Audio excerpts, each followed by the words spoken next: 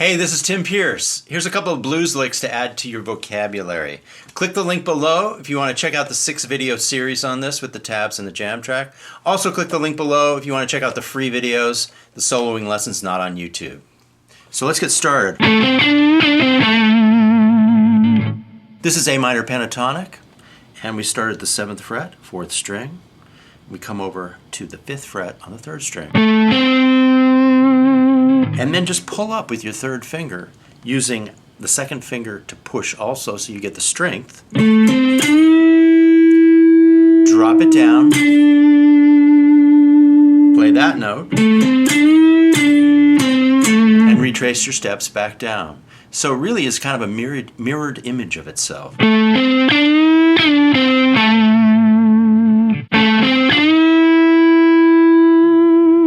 the 7th string, G string gets pulled to match the pitch at 9. Drop it back down and simply retrace your step. And for this, I'm using my sharp-tipped pick because I can really get an aggressive tone out of it.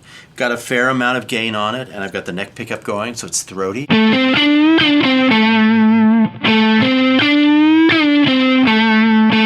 Make sure you connect the notes. And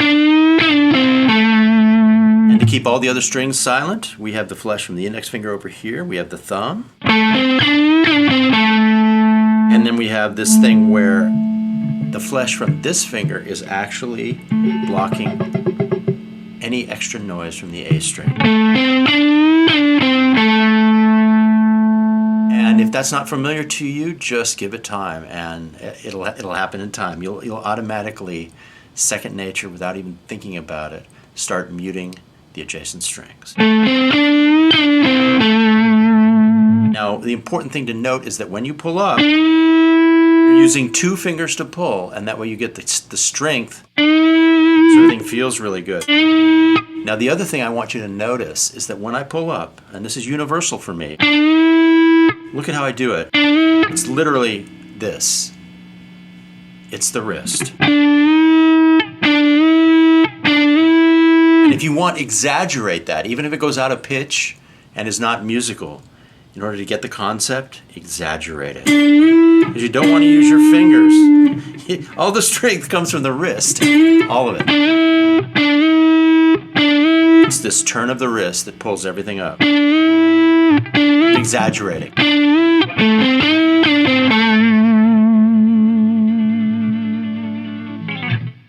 Now we move to the next phrase.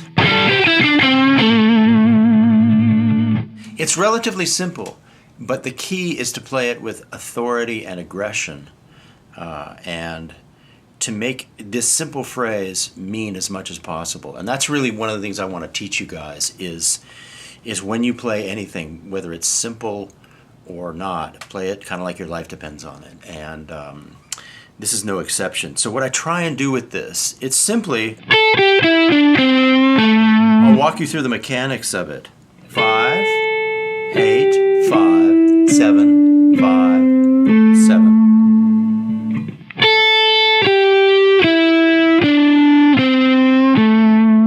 Once again, 5, 8, 5, 7, 5, 7. These are the frets I'm speaking of.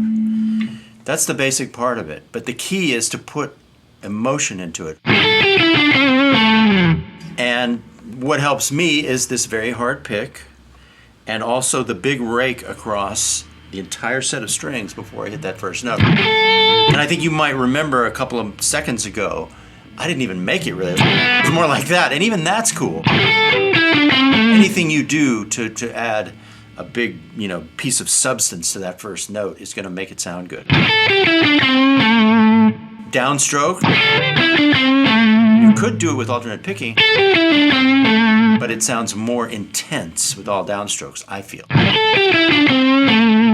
And in particular, I do have a little bit of time, not much. I do have a little bit of time to vibrato the 5th note on the G string, the 5th fret.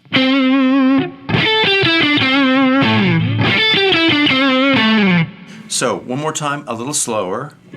Watch which fingers I use. I'm not using the little finger because I want this to be pretty raw and just have some strength to it. Could use a little finger, but I'm more comfortable using the third finger for this stretch right here. 3-fret stretch, but I like it. Let me walk through it one more time.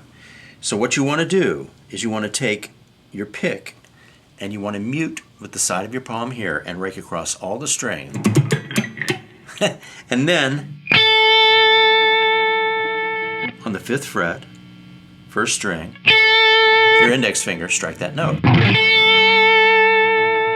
And then you walk down.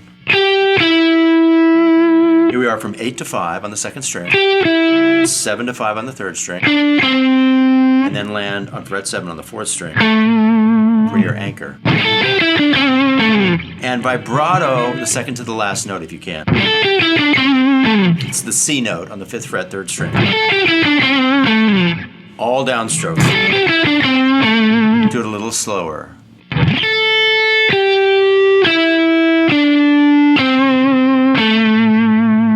And there can be many different varieties of this thumb.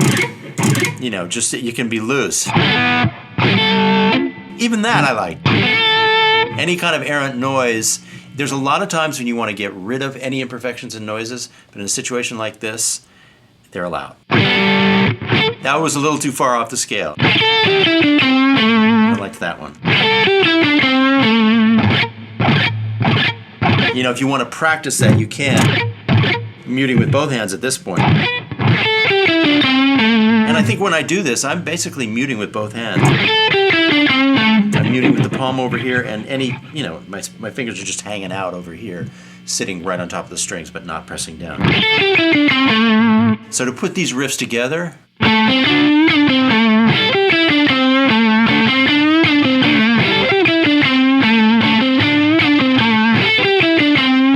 it takes a little more strength and stamina to put them together.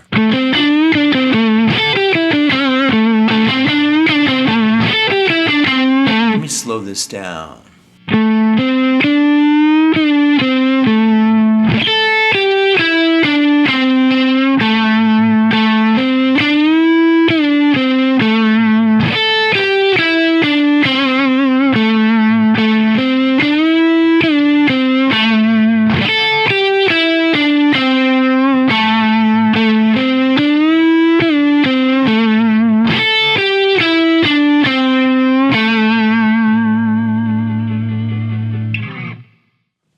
Now the next phrase is the fast and flashy one.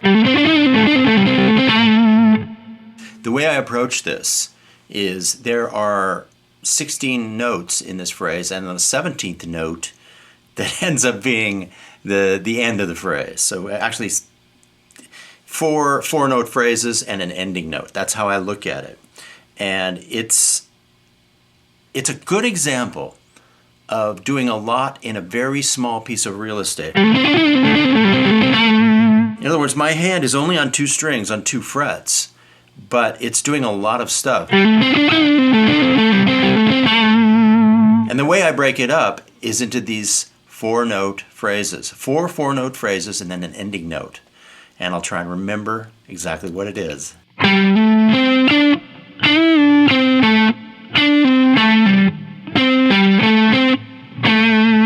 That's it. One more time.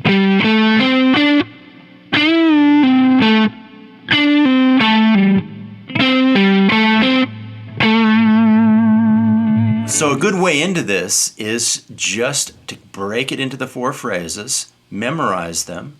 They're good pieces of vocabulary, and then try and connect them. And that's exactly what we'll do right now. Let me see how much of this I picked. About half of it, so there's a lot of hammer-ons. So the first phrase, the first 4-note phrase, is pretty simple. I'm going from 5 to 7 on the D string and the G string. There's one hammer-on, and everything else is picked. Make sure your hammer-on is strong, but you don't cramp your hand at all. Just enough pressure to make it strong. Okay, that's the first 4 notes. Now you're sitting right here on the 7th fret, and you simply pull up and walk down. And that's what we already did in that first phrase. It's the same thing.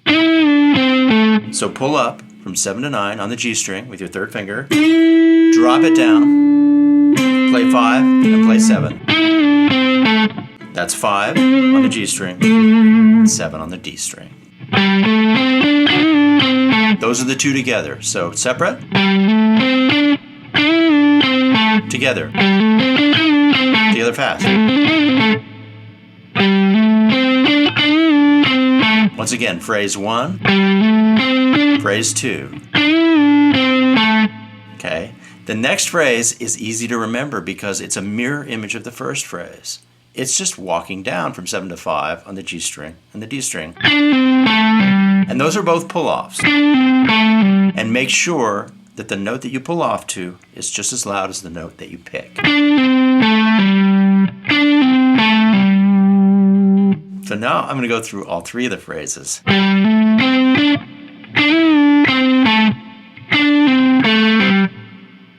One more time.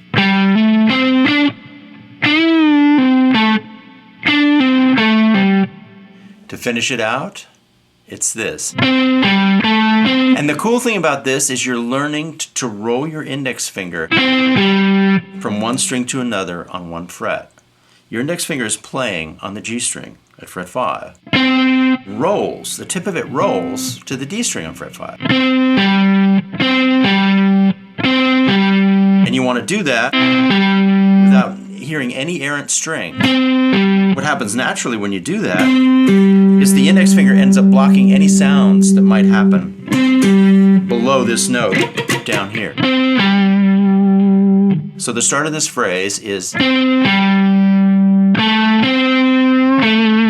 you play that. The other fragment is 7 to 5, back to 7. And that last note is outside the 4 note clusters. It's note number 17.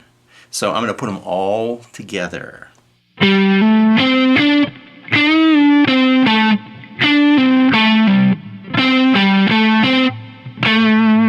Four 4-note phrases and an ending note. One more time.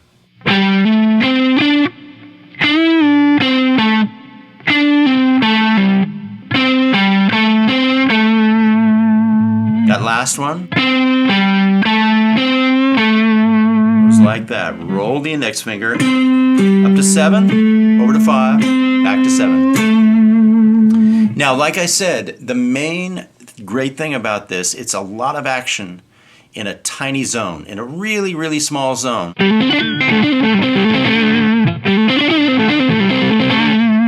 You're not traveling all over the neck, but you're getting a lot of, kind of speed and ferocity out of it.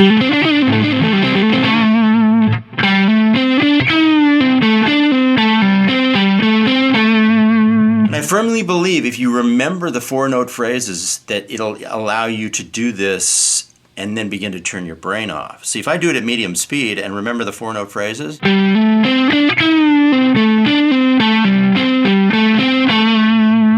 it all makes sense. And then eventually you can turn your brain off and speed it up. It feels like one phrase, so they all blend together, and it becomes second nature. So now a word about repetition and variation. I had no problem repeating this a bunch of times because I did little variations to try and mix it up. 2 main variations, very simple ones.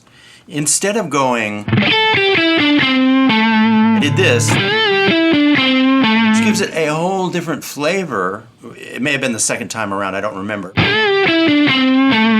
And what that is I'm pulling from 8 to 10 on string 2, and I'm using the little finger, and I'm using the second finger and the third finger behind it to push up to give this little finger strength. And then I'm doing the turn of the wrist that I described earlier. See that? I pull it up all at once though. So it reads as one note. I am striking the string while my finger is still down, but I do it so quickly that it reads as pretty much. And then I drop it down, and it replaces So it's simply 10 to 8 on the second string, and then walk down, rather than... So that's enough of a variation to make it interesting to me, and then I brought the whole thing up the octave.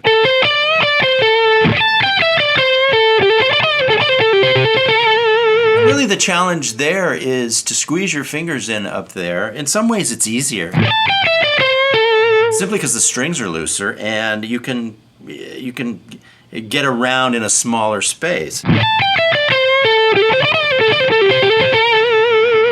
That's enough of a variation also to keep me interested.